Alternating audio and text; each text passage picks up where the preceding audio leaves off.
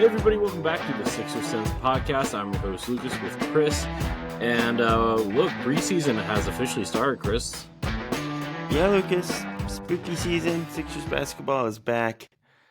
Those things may or may not be related. It feels like it could be scary times for the Sixers. It Not really in a good does. way. We got a lot to talk about today, Lucas. We're going to start, of course, with our first preseason game. The Sixers were in Abu Dhabi this week to face the Knicks. They play again tomorrow. Knicks won 99-84. You know, these results don't really matter, but it seems fitting. Notably, no Joel Embiid, no Paul George, no Jared McCain, no Trendon Watford, no Quentin Grimes. So a lot of guys that just did not get run in this game for one reason or another. Grimes obviously just didn't sign his contract in time. The other guys are hurt. But yeah, I think an interesting starting five, given those stipulations, Lucas. Tyrese and VJ in the backcourt, not much of a surprise. Kelly Oubre on the wing, Adimbona starting at center. Then Dominic Barlow got the starting nod at power forward over guys like Justin Edwards, over guys like Jabari Walker. Mm-hmm. What was your kind of takeaway from that lineup choice? Do you think it means anything at this point in the preseason? Yeah, I think it does. We've been told that there's a battle at the center position, and Drummond was a -14 in this game, and Bono was, net neutral in this game in terms of plus minus. Look, I just wish Bono had Drummond's height. That's it. If he had, it would make Sixers fans feel a lot better. But he doesn't. That being said, Bono looked pretty good outside of the fouls. 4 fouls in 14 minutes is not great. Rebounding, you wish would be a little bit better, but he is playing against some guys that are bigger than him. Which, I mean, I guess that kind of, like, we need to talk about the center position because, like, assuming that Joel is going to miss times, we saw 3 guys get run at center. It was Drummond, it was Bono, and it was a little bit of Janai Broom, right? So, let's talk about each one of these guys, the pros and cons. Like, Bono, high energy, good defensive player. Con, 6'8". That's pretty much it.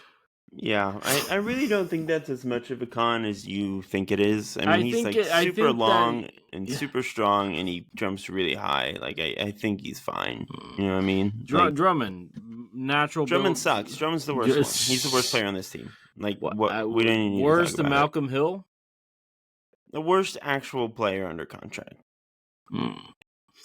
Well, and then Janai Broom, we both agree he's more of a power forward anyway. I think Janai is a better center than Andre at this point. I would put money on that. Pretty comfortably. He's just much smarter and plays harder. I'm putting my money on Janai. I think Janai is going to be a good player. I had a first round grade on him. I like him a lot. I'm confident. But I think Bona should be starting. I think he will be starting if Joel is not starting to begin the year. I think that kind of question is pretty much put to bed at this point. Whether he should or not, he's going to. That's not the only center, starting position that was revealed. Dominic Barlow. Yeah. It was told. I think I was listening to the Hoop Collective, and Brian Windhorst seemed to indicate, and I'm not trying to aggregate him, but seemed to indicate that Nick Nurse said that Barlow was having a very good training camp. And look, I mean, he was the team's leading rebounder. I think one of the few plus-minus people that actually had a plus here. Played really good defense.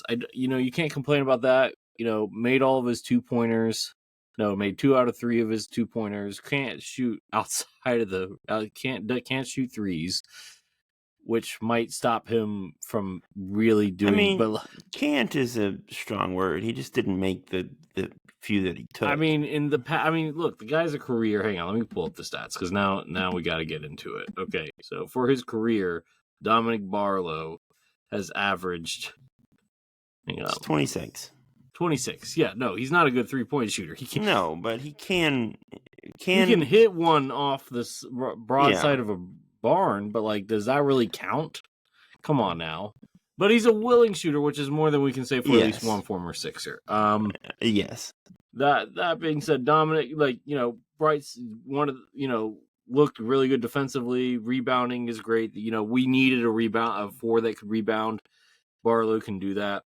Jabari looked good offensively, but defensively, there's some left to be desired there. I think was a negative 18 in just 20 minutes. That's not going to work. Granted, not all that's on him.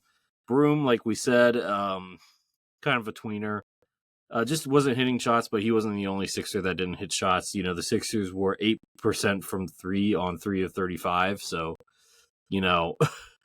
anybody's 3-point shot in this game should not be taken seriously. But yeah, no, I mean, and if you want to put Justin Edwards in that conversation, Justin Edwards looked horrific.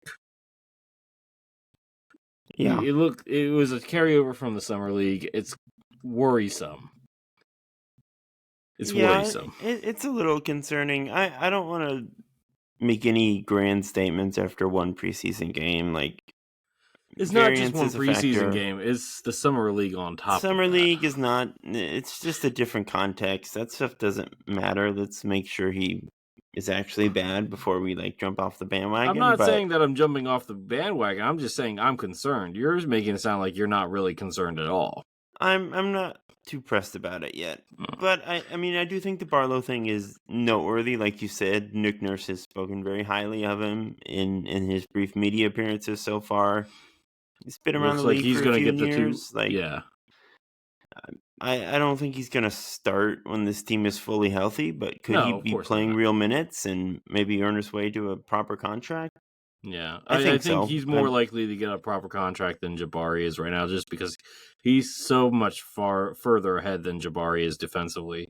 And now we know why he didn't stick in Portland. It's the defense. I mean, granted, it's one preseason game. Let's not freak out. But yeah, I mean, look, Barlow rebounds really well. That is something we say the Sixers need every week. So I definitely think that is noteworthy. Lucas, VJ Edgecombe. Yeah, I was about to say, not to bury the lead. Yeah.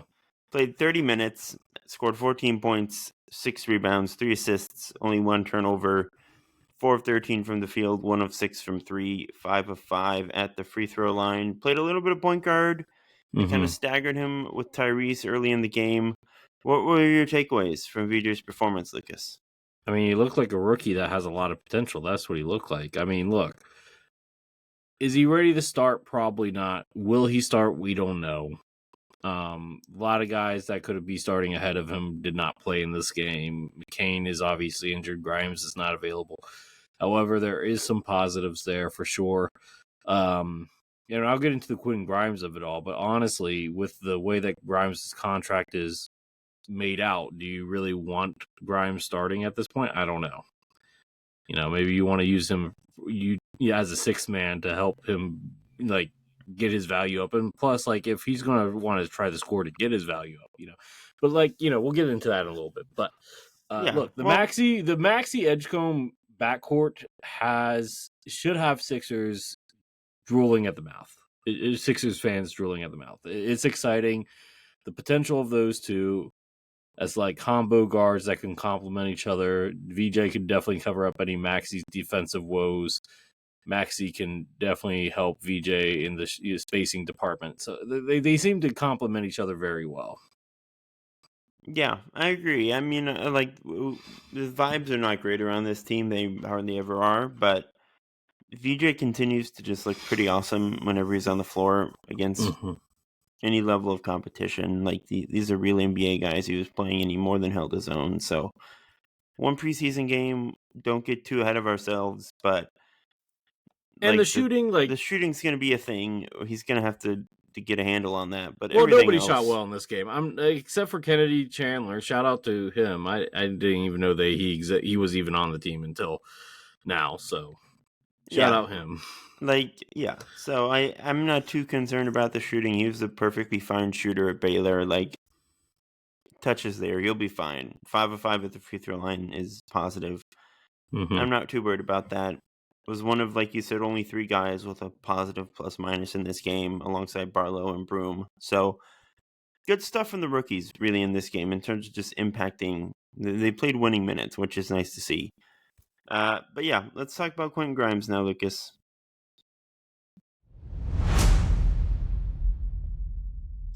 All right. Grimes has officially re-signed with the Philadelphia 76ers, Lucas, after months and months and months of waiting and waiting and waiting. He has inked a 1-year, $8.7 million qualifying offer. So that means he's going to be an unrestricted free agent next summer. It means he has a no-trade clause. And it means the Sixers don't have bird rights, which complicates quite a few things as far as keeping him long-term. But he is back with the team at least. That's nice, Lucas. I think we both kind of expected this a little bit over the past week or two. These were the signals we were getting. But what was your reaction to the news? I mean, I wasn't shocked. I was disappointed, I think. Look, both sides played it the way that they were supposed to. The Sixers had all the leverage here because he was never offered a contract. If he was offered a contract, then the ball was in the Sixers' court. But the ball was in his court because he could never get a contract, and the Sixers could offer whatever they wanted to, right? And what they offered him, $100,000 more just to trade his no trade clause. Come on now, like no, it does not feel like they want him here long term. They're using him the same way that the Golden State Warriors are using Jonathan Kuminga as a human trade exception. No, they can't trade him. He has a no trade clause. Well, I know. I'm saying that's how they were approaching this deal. Now they can't trade him now, but I'm saying before he signed it. So that's what you said. Like the Sixers had all the leverage, and that was true to an extent. But like, you have to offer him something more if you don't want to end up with zero leverage. Like now, Grimes does have the leverage. They can just not play him if they want. But like, he's too good not to play. You want to put your best team on the floor. You're gonna play him. Now you can't trade him. Like frankly, the offer that was reported I think he's gone. 4 years, $39 million is ridiculous. He's worth more than that. Like we both were saying we were comfortable with 15, 16 million a year. Like they should have tried to meet somewhere in the middle. There clearly wasn't enough effort on either side to do that. But well, in fairness to the Sixers, he asked for $30 million to start off with. That's what you're supposed to do, though, when you're the player. That's the Sixers start ridiculously low. He started ridiculously too high. Yeah, and then you meet in the middle, but there wasn't any effort on Philly's part to do that. Or his part. Doesn't sound like it. The lowest he was willing to go was what, 20 million? Come on now, my dude. Well, I mean, like, you gotta try to come up from 9 million first if you're gonna negotiate in good faith. It seems to me like Philly really wasn't willing to budge, and I don't fully understand that because I think Grimes is good enough to budge I don't know if that's true because if they weren't willing to budge, then why even put out feelers for potential trades for Kelly Oubre and Andre? Well, I know you don't like Andre Drummond, but Kelly Oubre is actually important to the team. So why would you do that unless you're trying to make space for him or trying to come to the middle somewhere? So like I think there was some willingness for the Sixers to try to open up more space, but they don't want to be in cap hell, and I don't blame them. That's the sucky thing about this new second apron rule. Honestly, I hate it. Yeah. Second apron sucks. Not just for us, it sucks for a lot of teams. Like, and I get the point was to stop super high, spending owners, which is mainly just two guys, one of which is now under investigation for circumventing the cap. But at the end of the day, yeah, I know you would appreciate that one. But no, at the end of the day, this is hurting the other 29 teams more than it is stopping those two guys. So it just sucks, but look, I think that's fair. They should definitely try to collectively get rid of this at the next CBA meeting for sure.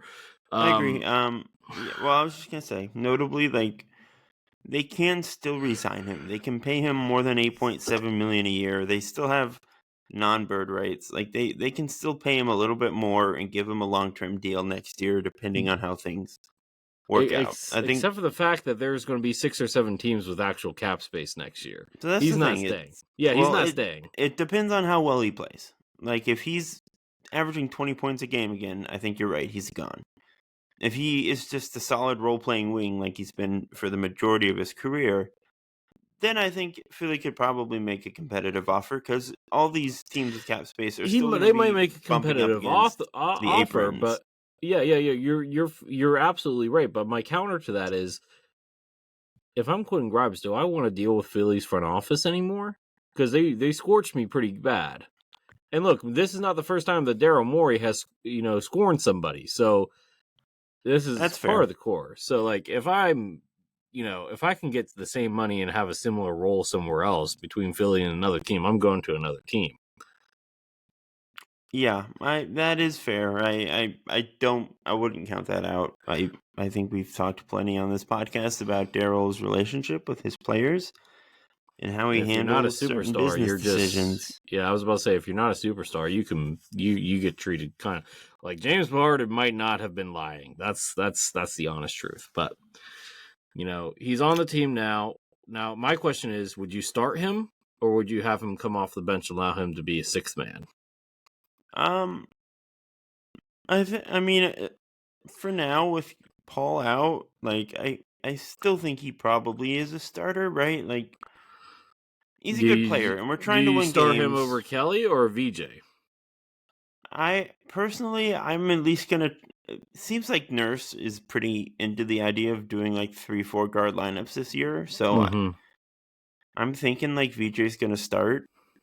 But either way, I think Grimes right now, this very second, is probably still the second or third best guard on this team behind Tyrese and maybe McCain, who is hurt. So, we'll see what VJ does out of the gate. We'll see how that goes once the games matter. But Grimes was really good last year. He's been pretty darn good for the majority of his career, if not as like emphatically scoring 20 points a game. But he's been a solid 3-and-D wing pretty much his whole career. He showed a lot of interesting new skills last year. He's still good, and you're trying to win games. So I don't think this is a situation where you don't play him because it's not like you advantageous play him, but do for the you start future. him or not? Yeah.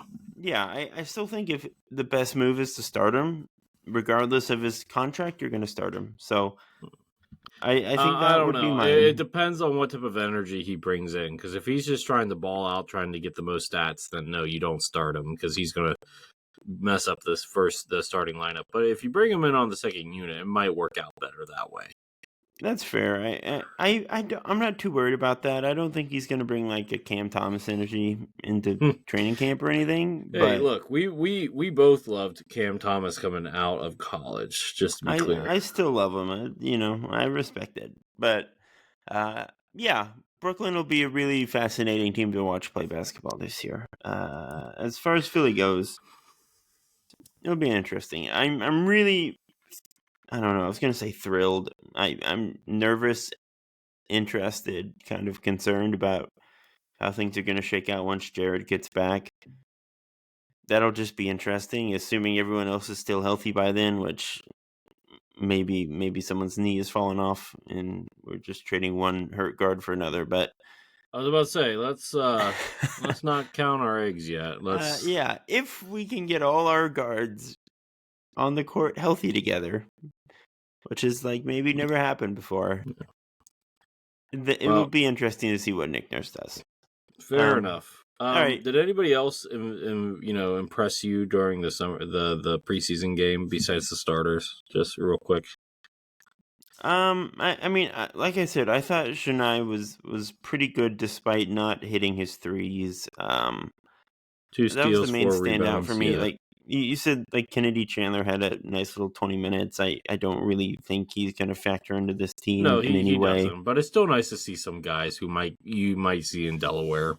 Yeah, Hunter Salas was pretty good. He had a kind of up and down summer league, so it was nice to see him look competent, get to the line a little bit. Well, those were nice. 1 assist to 3 turnovers. I don't know about that. But look, competent. I'm not setting the bar too high here for the two-way guys. Is it weird that Eric Gordon got like 13 minutes in this game? No, I mean he's probably gonna play, Lucas. He shouldn't. He was really not that bad last year. He wasn't bad last year, but in this game, he looked like he should be in the big three. Do you think Eric Gordon at this point in his career is like really, really turning it up for the preseason opener in Abu Dhabi? But he did try to like dunk it at one point during. Or exactly. no. I think that's proof that he's not really. Okay. Well, really anyway. going for it. But yeah, all right. Let's talk about Joel real quick, Lucas. Yay, Joel! Joel, who looks pretty darn good, like shooting in all these pregame warm-ups. There's plenty of video of him like just running around, shooting threes. Looks to be moving well. He's been participating in practice, which like I think was like kind of a surprise to some people after how they handled the whole reveal about his injury at media day. Like he's out there with the guys, so we'll see how that plays out going into the season. But there was a new report from Aaron Weitzman, who wrote a great book on the Sixers a few years ago in the process era. He wrote this article for the Ringer, Lucas. There are plenty of very interesting excerpts that we may dive into in more detail in a future episode, but I'm just going to read one paragraph to you, okay? Mm-hmm. Quote, making matters worse was Embiid's refusal to be transparent about his injury, not just with the public. He walled himself off from the majority of people within the organization, too. Players often showed up to work not knowing whether the team's star would be suiting up. Coaches often didn't know Embiid's status until he finished pregame warm-ups, sometimes less than an hour before tip-off. Nick Nurse, who was forced to absorb the daily barrage of health questions, grew visibly frustrated. Knowing that even the slightest disclosure might be perceived by Embiid as betrayal, no doubt added to the stress. Quote, with Joel, even if there is a plan in place, you can't say anything about it, said a second former team staffer. So there's a lot of stuff in here. There's a good amount about that infamous players-only meeting that leaked out and kind of broke the trust in the locker room and all the stuff that was going on internally. But naturally everything pretty much comes back to Joel Lucas, and it's just hard to build continuity and build camaraderie in a locker room when your main guy is hurt all the time and no one knows what's going on. So, yeah. How can Joel do anything about this, Lucas? Well, I mean, you're asking a guy to go against his nature, and he's kind of been like this for a while. But I think the team recognizes, not just the team officials, but the players recognize that Joel is not their leader. I don't know if you could ever say that Joel's ever been a good leader. I think we can agree that he's been a great talent, but good leader, the best we've seen him play was with Jimmy, and Jimmy was the leader. Jimmy was the guy. So the shift to Maxey, we talked about the timeline shifting to Maxey. Everything needs to shift to Maxey. Maxey's becoming the leader. Maxey has to be the guy that, leads the team. And honestly, if Joel's play does drop, too much here, not only are they going to move away from Joel's timeline, they might try to move away from him permanently too, if they can find a trade partner. Yeah. I think that's fair. Obviously, so much of this is outside of Joel's control, and I have a feeling that a lot of the uncertainty that the staffers seem to be kind of pinning on Embiid here is just the nature of what he was dealing with. I don't think there was some hidden certainty that he was keeping from anyone. I would believe that Joel showed up an hour before the game and didn't know whether he was going to be good to go. It seemed last year that it was kind of a day-to-day thing to see how the knee reacted. So I don't think that is really on Joel. But on the leadership front, even if he's not the heart and soul of the locker room in the same way Maxey is, he is your best player. You do need to be as transparent as possible, at least with your teammates and your coaches in the front office. Some sort of face-to-face probably needs to happen where they just sit down, talk to Joel, and be like, you can't be this sensitive to information coming out. But that we have goes to be able back to have these conversations. But that goes back to the whole entire, Sam Hinkie thing when they didn't believe him that his leg wasn't working right. And they were pushing this narrative, pushing this timeline. It does. I mean, there's that ESPN article that you can trace this back to his childhood. He's had a lot of stuff happen to him that has made him as walled off and as vulnerable as he is, and that's totally understandable. I don't think So anyone you're here is asking upset. him to do something against his nature, going back to what I said before. And if that's the case, I don't think that's going to happen. We all need to grow sometimes, and like we need to Sometimes have hard conversations. He is 30 years old, Chris. Now I know you haven't hit 30 quite yet, but I'm going to tell you something right now. Once you hit 30, plenty of people evolve past their 30th birthday. I know, Lucas. but most of the time, you're who you're going to be by the time you hit your late 20s, early 30s. Yeah, I don't know. I'm not going to say that it's always the case, but most of the time it is, and this seems to be something that has been in Joel's wheelhouse for all of his life, or most of it. So I don't know, man. Sure. We'll see. But look, I'm getting more and more feelings that last year is going to have a second showing of this year. I just, the way the vibes that I'm feeling, the way that this team looks, everybody's going to get fired. Some people are going to get traded. Some people that we even like might get traded. Yes, I'm talking about Maxey, if they really want to do a hard reset. Which is crazy, but I could see them doing it. I think you could too if a new general manager comes in. I pitched trading Maxey for Giannis, and now we're just going to trade him for picks. No. I'm saying if you're going to trade Maxey, you're blowing it all up. You're not trading for Giannis. I'd try Giannis first, personally, but I know, I understand what you're saying. No, I just don't think that you can win with. At this point, it feels like you can't win with Joel. I hate to say it. It sure does feel that way. Like, I hate to say it, and I like maybe I'm gonna get some hate for this, but like at the end of the day, look, the guy has been great. I'm not saying that what he has done for the city should be like hated on or forgotten or anything, but the health doesn't seem to be getting better. The stories around Joel seem to be getting worse. The team around Joel has seemed to got worse. We spent all the assets that we've had essentially to build around him. It hasn't worked. And the team's like timeline and leadership is shifting away from him into a guy who's about 7, 8 years younger than him. I don't know. Yeah. I think that's fair. I think I want to give it one more year, like. Oh no, you give it one more year. Just to make sure, like, yeah. Yeah, just to make sure that the horse is dead before, after all keep this on beating, kicking the horse, making sure that it's dead first. Yeah. But then after, like I said, you give it this year, and then Josh Harris needs to come in, take a break from the Commanders for about 5 minutes, come in, clean house, and start rebuilding either around Maxey or hot take McCain and Edgecombe. Because here's another I don't think thing. That's a hot take. Well, no, here's my thing. The Maxey McCain thing almost feels like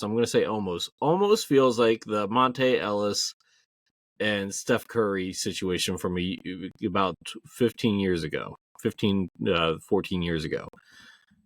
Monte Ellis, up-and-coming combo guard, did a lot of great things. Granted, Maxey's a much better shooter, but you couldn't play Monte and Steph together because of defensive issues. They had to make a choice. They traded Monte for Andrew Bogut, who at the time was one of the best defensive centers. Do the Sixers have to make that same choice? I don't know yet. But it's starting to feel like that choice might be coming up soon. We'll see. We'll see. If you had to guess, who is like the foundational piece, like the center of the next VJ 6-7 years? You think it's VJ? I think it's VJ. I kind of feel that way too. Like, again, we got to give it time. Maxey is like very, very good, and I think McCain can be too if he gets healthy. But VJ certainly has that like air about him. He has the air about him. He has the athletic profile. He's already one of the best athletes in the NBA, and he has the work ethic, and he has natural talent too. So give it about 3 years, he's gonna be better than Maxey. I can almost guarantee that.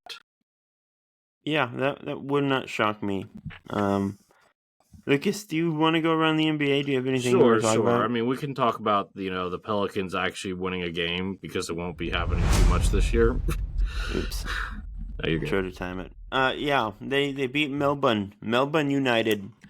That was a terrible Australian accent. I was about to say, are you trying to do Brett Brown's accent, like Boston Australian combo? I botched it, but yeah, Melbourne United. They only lost won to by the 10 Pelicans. points. Just want to say. Zion had a very good game. Jeremiah Fears had a very bad game. Not Dyson Daniels, but his brother Dash, 17 years old, is going to be in the draft next year probably. Had a pretty good showing. Dash Daniels. I don't see him on the Younger box brother score. of Dyson Daniels. No, no, there he is. Okay, yeah. Yeah. So, yeah. What did you want to talk about, Lucas? First off, shout out to Jesse Edwards, former West Virginia player playing on Melbourne right now. Looked pretty decent there. Milton Doyle, didn't he get a cup of coffee in the NBA? I think so. Kyle Bowen, he played for UVA, I think. And yeah, those are the only names I remember. Yeah. Interesting starting five. You got Kayvon Looney starting. Yeah. It's weird because you feel like Kayvon Looney's a lot older than he is, but he's still technically in his prime age, which is weird, but it's interesting that they had him. Zion looked great. Looked healthy. A lot of positive Zion buzz this summer. The dude looks the guy good. Lost what looks to be at least 30, 40 pounds. Saddiq Bey finally made his NBA return after missing all of last year. No, Saddiq Bey. I just want to pose you a question. Who plays more games this year, Joel Embiid or Zion Williamson? You gotta place your bets now. You want to make this spicy and make it into an actual bet between us? Not particularly. Oh, okay. Okay. I was gonna say the other one. Depends on what's on the line. I mean, the winner gets a Sixers hat from the other guy. Snapback. Sure. You have to remember that this bet has been placed. I will forget. But okay. Sure. Okay. So, that's a hard one to answer. That means we have to have different answers, though. We can't. Oh, okay. Well, do you want to do it or not? We don't have to do it. Well, what's your answer? And I'll let you know if I'm going to take that bet or not. You go first, because I don't know.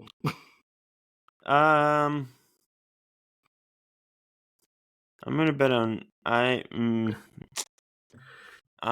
going to bet on... They feel about the same, I think Zion is the safer bet. Yeah. Part of me thinks it's almost too good to be true with Zion, though, and that it's going to end up going the other way. That Joel might surprise us and play 50 games. I don't know. That's what I want to happen, obviously. Okay, well, let's not put money on it because neither one of us seems sure on it. Yeah. I will probably say Zion, but I feel Zion as well, but I don't feel good about it either. I don't feel good about it. But yeah, no, Saddiq Bey finally came back from a torn ACL, which basically made him miss all last season. Is this the Jordan Poole that we all deserve? Probably. He looked horrendous. Trey Murphy, going to be a hot trading commodity. When did McDaniels get on the team? I missed that. But Jalen, man, one of the former Sixer. Former Sixer. Yeah, I don't know about that. But yeah, no. Jeremiah Fears. Gosh. I'm gonna have a hot take. I don't care what a rookie point guard does in his first preseason game. Just wipe it from your memory. It doesn't matter. It's too early to have any opinions on it. Of course, he looks bad. Every rookie point guard looks bad. That's fair, except for Luka Doncic. Well, no, he didn't play point guard as a rookie. Luka was a freak of nature. Luka was the greatest European prodigy of all time. It's different. Yeah, no. But yeah, do you think Kevin Looney's going to actually stay as the starting center there, or was that maybe. The thing about Kevon Looney is he's a pretty solid guy, and he does what he does well. And he doesn't get any credit for it. And he sets good screens. He's not a bad defender. He was a really important piece of a championship team in Golden State for a reason. He's really underrated. Last year was kind of a mess, but I could see a world where he's viewed as a more stable option than Messi. Mm-hmm. And Queen's obviously hurt right now. So I would not surprise me if he's starting. I mean, his best season was 7, 9, and 2.5 assists. Yeah, but like the numbers don't tell the whole story with him. No. But I mean, that's fine. No, I mean, look, if you actually have Kevon, it kind of forces you to play 3 centers because if he's starting, his hips are so bad that he's not going to be able to play more than like 24 minutes per game. Lakers and the Suns are playing right now. Looking at that box score real quick. Lakers up by 1. Ryan Dunn is starting at power forward, and Oshai Iga, I can't say his last name. I can't, but he's playing at Osa Iguodaro. Yeah, he's starting at center for them. No, Jalen Green. I don't know if he's playing or not, but they got Grayson Allen starting at the 2 guard. Better player. And then your man Jake LaRavia starting at small forward for LeBron James, who's not playing in this game. And neither is apparently DeAndre Ayton because they got Jared Vanderbilt starting at center. No, wait a second. They do have Ayton playing in the game. Hold up. That is a ridiculously large lineup. They have Austin at point guard. Fine.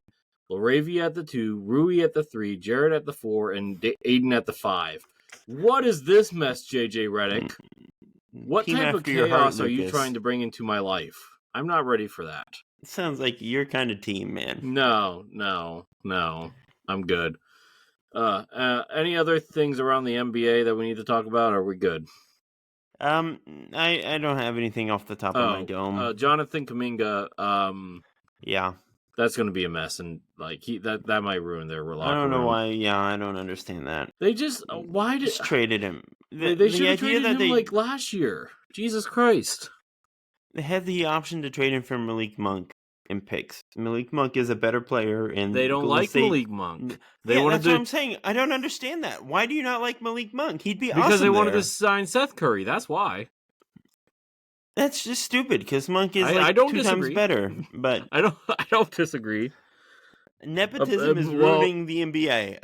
Well, I mean that's why Giannis is still in Milwaukee because they have Thanasis. But any team would sign Thanasis in a heartbeat. Any team? You mean outside of the U.S., right? Any American team, if they... Oh, you mean any G League American team. Gotcha. No, if you told the Boston Celtics Giannis would sign there, if you signed Thanasis to a $1 million contract, they're going to sign him right up. Mm-hmm. He's going to be a Boston Celtic. They'll put his jersey in the rafters, if that's what it takes. Man. The Malik Monk's better than Jonathan Kuminga. That's my takeaway from this whole debacle. Apparently the Kings, the Bulls, and the Suns are still interested in Kuminga even after the deal's done.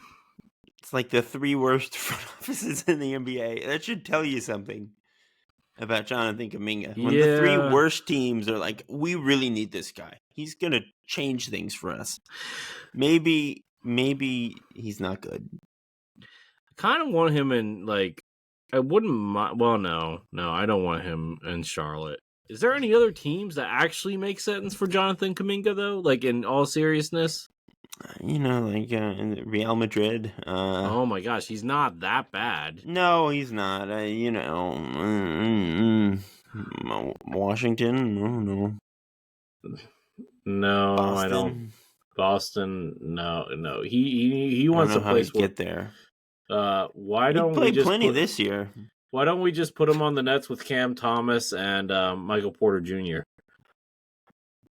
Sure, man. I mean, the first 4-win team in the history of the league. Question: how much is Michael Porter Jr. making? No, he's making way too much for the. Never mind. Too much. I was gonna say, why don't you just swap Michael Porter Jr. for Jonathan Kuminga? Porter Jr. does more of what you want anyway. I don't know. He also spends a lot of time on podcasts. Yeah. Too much time. Yes, I know. Unfortunate. I know. The Nets could work. No, not the Pacers. Not the Cavs. Would you have an appetite for him in Memphis? Play him at the 3 next to no? Not really. if I was a GM of pretty much any team, I don't think I'd be eager to pay Jonathan Kuminga $24 million a year, personally. Under really any circumstance. The Pistons? But I don't know. No. They you need believe in real Ron shooters. Holland too much. I know. Holland, they got Osser. Sorry, they got Tobias. I mean, you would have to trade Tobias for Kuminga. That would be something. Tobias is better, and he's a better fit for I'm about Detroit. to say if I'm the Warriors, I'm looking at Tobias very hard. That's what I would be doing. I don't know. Not the worst idea. I'm sure Jimmy would really appreciate that partnership. A nice reminder of home in Philly. I don't think there's any other teams that I can think of here. I mean, not the Hawks, not the Heat. I hear they're opening. What about the Heat? No, I like the Heat. I like the Heat's power forward position with Bam or Jovic. Yeah, they're like maybe going for an expansion team in Mexico City. He could be one of the guys they draft. They're going to do Seattle and Las Vegas first. I think Mexico City sounds cool. The G League team in San Antonio City, the Capitans. There you go. Yeah, Seattle would be cool. Yeah, Vegas. It's just the hub. That's why Vegas. Of course, yeah. I mean, it's capitalism. It's a money hub, yeah. A lot of other teams are there now too, so you kind of got to take advantage of that. Yeah, that's the thing. Like, who actually lives in Vegas? I don't feel like I mean, what's his name? I'll be there, I went there for summer league though. I'll probably go back at some point. Well, you want to pay for my ticket, or we can go together? Huh? That would be more fun than going alone. So if you're willing to pay for the ticket, man, I don't have we'll a big see. girl. We'll see what my situation is. Yeah. Okay. That's an off-air conversation, yeah. Lucas. Yes. Let's go ahead. We got to crunch the numbers. All right. Thank you, everyone, for tuning in to another episode of the Sixers Sense podcast. Please like, subscribe, follow along, and all that fun stuff. We're on Twitter at Sixers Sense. I'm at Kline NBA. Lucas is at CoachJ_20. You can follow us and subscribe on YouTube at the Sixers Sense, Spotify, Google Play, Audible, etc. We'll be back soon. We're gonna rank the Sixers next week, I think, guys. So that'll be super fun. We'll have more games to talk about. And until then, go Sixers.